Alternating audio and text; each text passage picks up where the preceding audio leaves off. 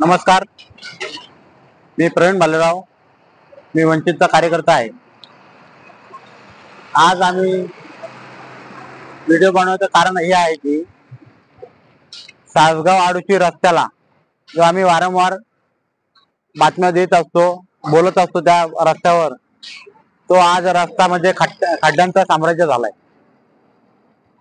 जे संबंधित ह्या रस्त्याचे अधिकारी आहेत, सार्वजनिक बांधकाम विभागावाले, ते या रस्त्याकडे डुंकुनी सुद्धा बघत नाही.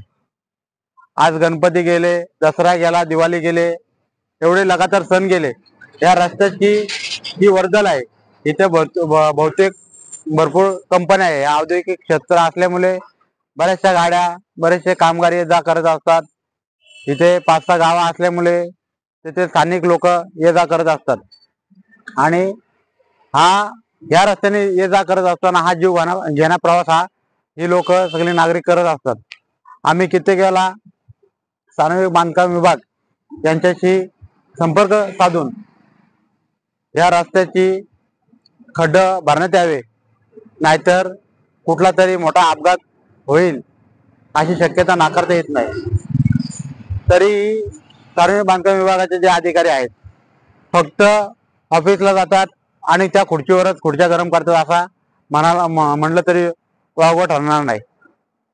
आज आम्ही प्रत्येक वेळेला या रस्त्यावर बोलतोय, तरी आज ही दुपारी आम्ही सार्वजनिक बांधकाम विभागाचे अधिकारी राखाडे साहेब आणि केंद्रे साहेब यांना कॉल करून प्रथम या रस्त्यावर तुम्ही इथे या अशी त्यांना सांगण्यात आल्यानंतर ते म्हटले की आज आम्ही बाहेर असल्यामुळे आम्हाला यायला जमणार नाही, पण आम्ही सोमवार मंगळवारी हे खड्डे बुजवतो, त्याचं काम करतो, त्याची डागडुजी करतो असं त्यांनी आश्वासन दिलेलं आहे.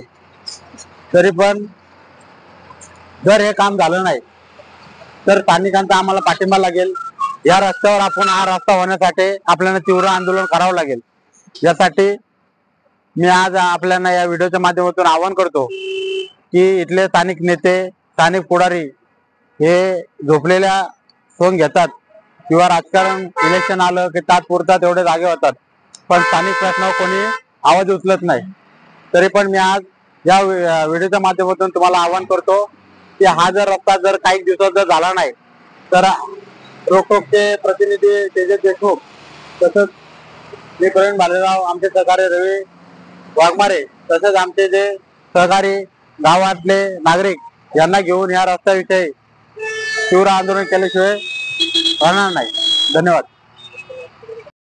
नमस्कार, मी तेजस देशमुख आणि आपण पाहतात रोकटोक खालापूर न्यूज.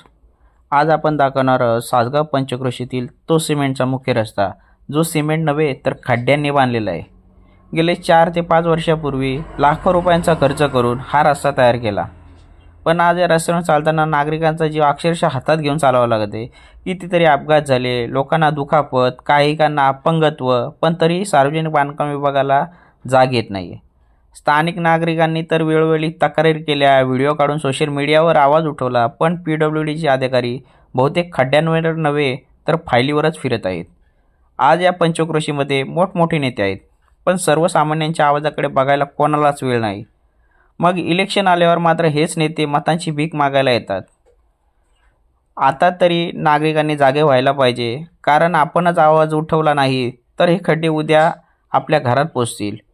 मी तेजस देशमुख रोकटोक खालापूरवरून सांगतो, आवाज उठवा, बदल घडवा, कारण आपला आवाज आपला हक्क आहे, त्यामुळे आवाज उठवायलाच पाहिजे.